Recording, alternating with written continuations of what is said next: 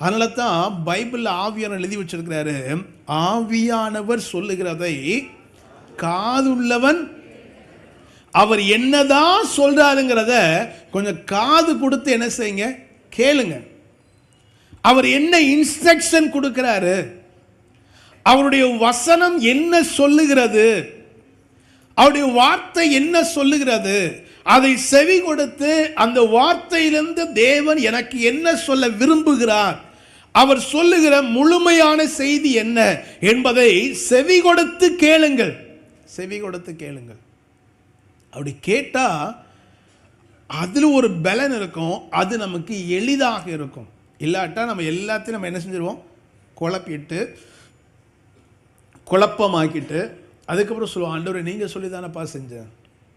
அவர் சொல்லுவார், நான் இப்படியா சொன்னேன். உனக்கு தகுந்த வார்த்தையை மட்டும் கேட்டுட்டு ஓ விருப்பத்தின்படி செஞ்சால் அது குழப்பத்தை தான் ஏற்படுத்தும். ஆண்டவர் நம்மோடு பேசுகிற வார்த்தைகளை, அந்த வார்த்தைகளையும் அந்த வார்த்தையின் அர்த்தத்தையும் நிதானமாய் கவனித்து கேளுங்கள். அல்லேலூயா.